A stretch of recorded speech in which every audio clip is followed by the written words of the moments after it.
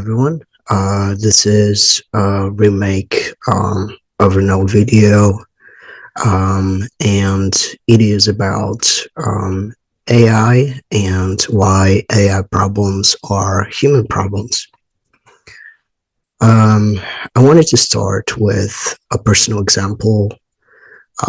As a disabled person, AI has genuinely helped me, and not in some abstract or futuristic way, but in a very practical sense of it, in terms of everyday tasks.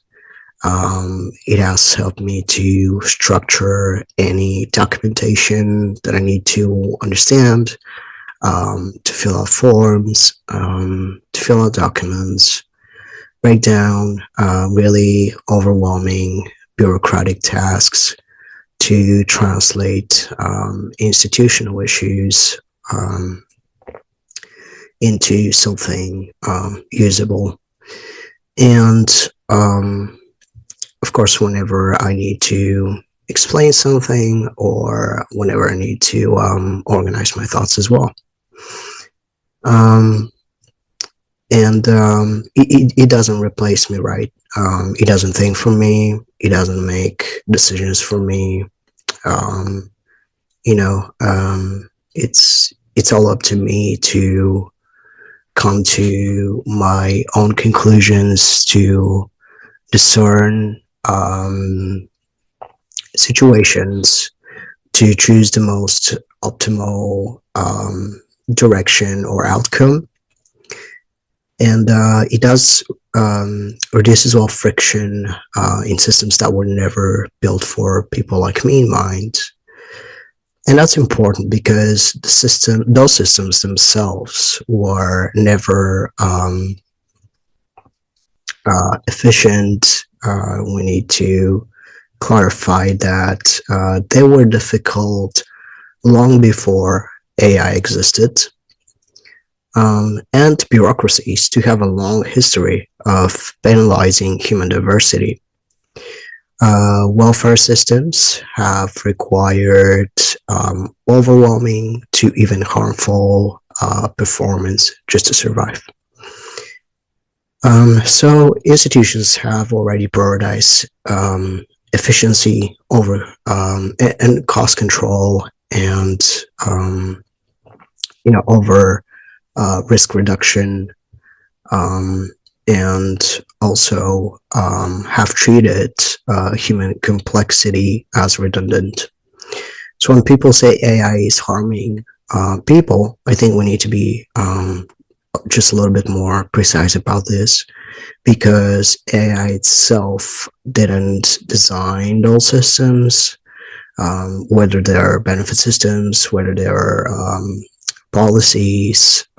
It didn't design those cost cuts and savings outweighing human care and safety for survival. So when AI does, what AI does is optimize that structure, which is already given, and it's already trained on data and everything else. So if you place AI inside such a system that already undervalues disabled bodies, already treats human unpredictability as liability, instead it reduces people to ridiculously narrow categories. It does magnify the structure, in a sense, like a magnifying glass. So it takes the same logic further. It makes it more scalable, obviously more automated, and sometimes even more opaque and even more logical than it already was. But that harm itself doesn't originate in the model. It does originate in incentives and the governance around it. In some cases, institutions use automation in ways to diffuse responsibility. So decisions become systems outputs instead of human choices, and accountability becomes harder to trace. So when responsibility does blur, harm can expand without any clear ownership or any traceable human along the way. So it's not like a machine uprising or AI taking over or anything else. That's a design decision.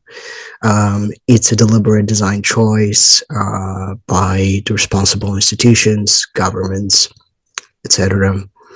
So at the same time, in a different environment, one that is centered around human autonomy instead of control, the same technology can literally expand human capability.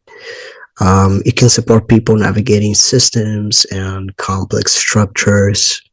It can lower cognitive load and restore agency. So the difference is not necessarily in algorithms, is the architecture itself. And AI does reflect the structure that it is embedded in. So when we talk about risks, it's not really about whether AI is inherently good or bad, because that would imply that it does have any kind of will, or understanding, or morality, or any kind of measurable consciousness. But, of course, it doesn't.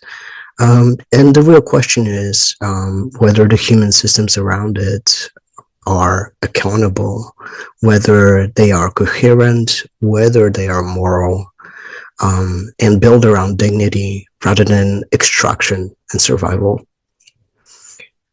So in essence, AI problems are human problems, and that means the solution itself, when it comes to AI, is human responsibility. So I hope that kind of alleviated some fear around it, and as well managed to even a little bit demystify things. And for now, I hope that was interesting. I hope that you learned something new today. And thank you for listening. Take care.